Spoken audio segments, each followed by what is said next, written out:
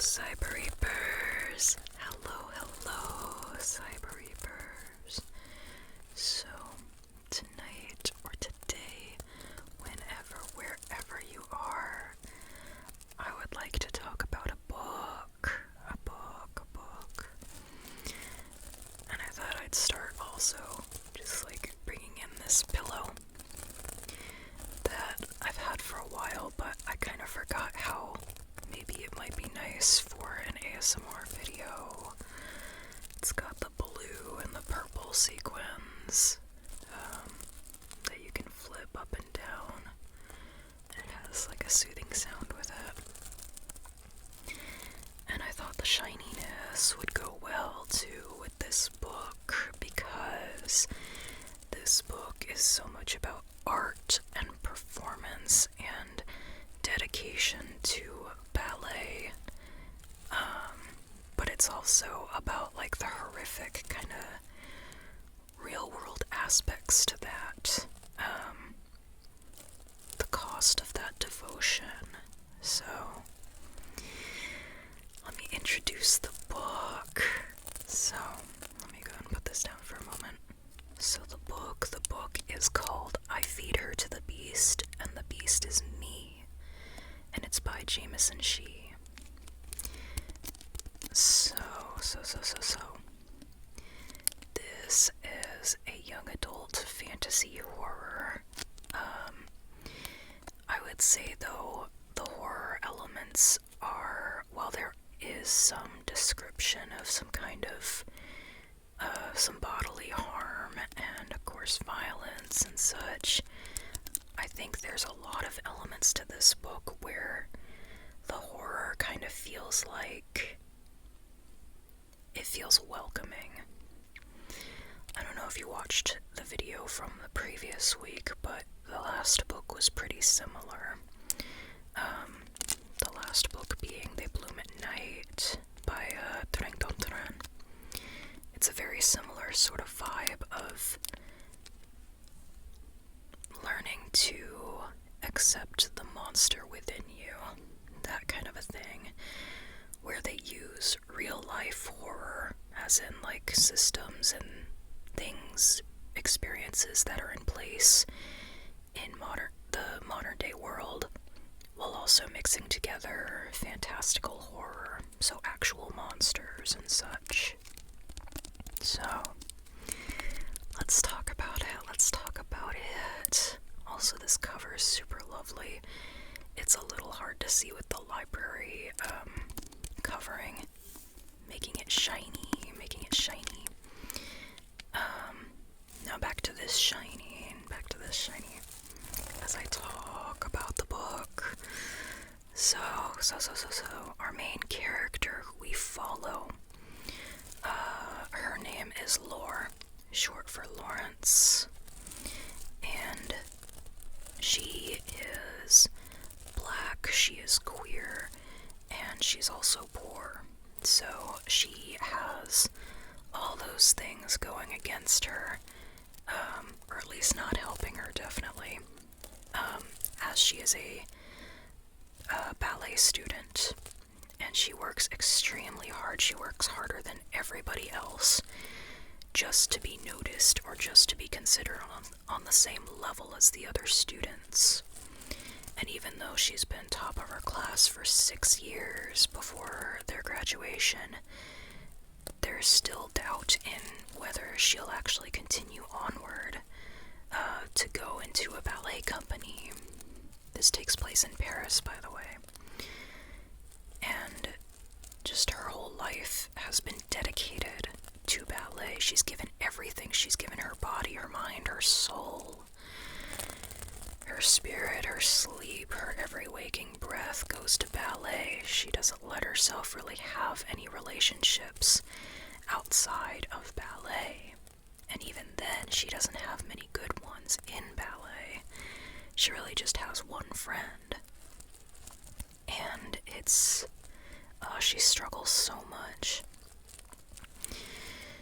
And as she's approaching her graduation and she's worrying about whether someone's actually gonna invite her to be part of a company rather than thinks she's worried that she won't because of how people are treating her. They're being rather racist, especially. So she's concerned that she'll never get the spotlight that she craves. So she's working herself hard, and a ballerina who is successful and has risen up in the ranks, this ballerina takes notice of Lore's hard work, and so she introduces Lore to her secret, which is that there is this magical blood river beneath the city, and if you make a deal with it, it will give you what you wish. But those wishes can come with costs. They can come with costs. So, Lore, fully prepared to devote everything to ballet, makes a deal with this river of blood. Lore decides, okay, I want power. I want the power to be able to get people to notice me. Because Lore knows she has what it takes in terms of the actual work ethic and the ballet skills. It's just a matter of other people actually seeing it and appreciating it. So Lore asks for power, the power to do this, essentially. But that power has other things that it can do, other ways of affecting her life. She doesn't realize that, though, until after she makes this deal. Now the river, intrigued, accepts and says, alright, I'll give you power. I'll give you the power to be a star, to be a god, to be worshipped. And then shenanigans ensue. And I think what I can say generally, beyond what the blurb reveals, is that there is such an exploration around institutions of art, especially ballet and dance, where this book really shines a gory spotlight on just how artistic industries, especially really strict ones like ballet, really just eat up artists and use them and abuse them without giving much of anything in return. And it's really shown through the experiences that Lore goes through of devoting everything to ballet, and yet it doesn't appreciate her. The systems in place work against her, and even the other ballerinas who are not marginalized, even they devote everything to this thing, this beast that just eats them up. And it's really sad, but also a really fascinating exploration of just all of that, really.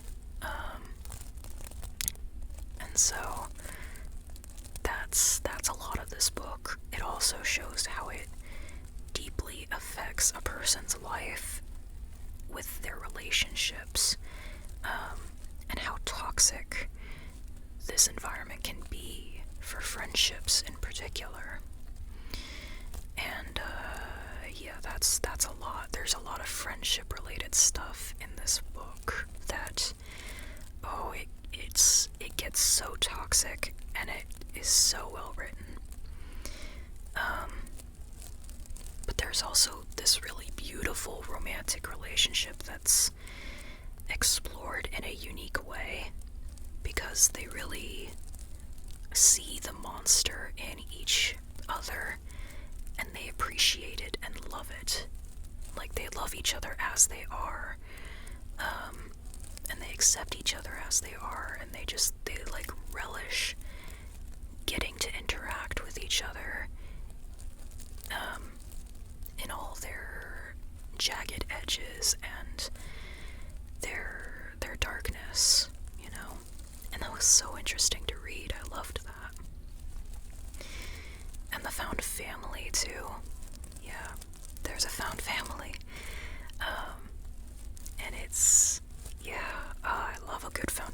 especially when the found family is composed of marginalized people and also, in a fictitious world, monsters in a way, you know? And that applies here in both ways.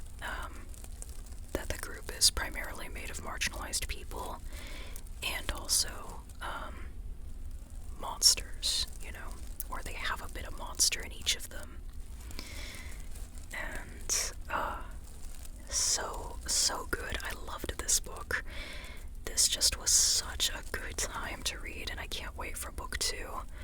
I think the library has it last I checked, so after I finish this video, I'm gonna go see if I can check out book 2 from the library. Now, I do think this book can be read as a standalone, though, so if you just feel like reading the first book, I think it has a satisfying ending. But I'm really curious to see where it goes, what it explores next, you know? What would it explore after the events of the first book, you know? So, yeah, there's a lot of good stuff to it, just so much good stuff. And even when, like, Laura does kind of some morally gray things or violent things, the whole time I was rooting for her and standing behind her actions, you know? I was like going, I support women's rights, and I also support women's wrongs, you know? It's, there are just some things that she does that, yeah, obviously you don't want your hero character to do, but as a protagonist, you know, that's different. She doesn't have to be a hero to lead the story. And maybe she's not like the ideal hero. She's maybe a little more violent and a little, I guess maybe anti-hero could work. But I honestly don't see her as a villain, even as she descends into, well, accepting herself for all of her dark sides, you know? 'Cause yeah, I stand behind pretty much all of her actions. Now, I mean, if she was an actual person, that's a little different, but as someone I'm reading about, I'm going like, yeah, violence. So she was a powerful perspective to read. Just her hunger for more, and also knowing exactly what it is she wanted. She actually didn't get lost, I don't think, in having so much power. There were definitely moments when she could have done so much worse, but she held back. And so I respect her quite a bit for it, considering the power she does get. How she chooses to wield it. She actually makes a few good choices on her part. That would be very difficult, I feel like, for most people to make, to hold back when the world is being so cruel to you. Yeah.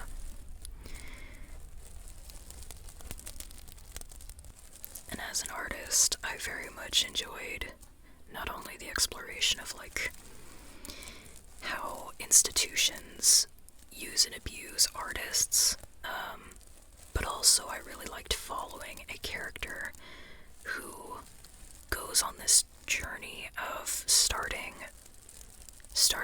with being utterly devoted to the institution because of the art, to then realizing, oh, I don't have to be devoted to the institution just because I enjoy the art.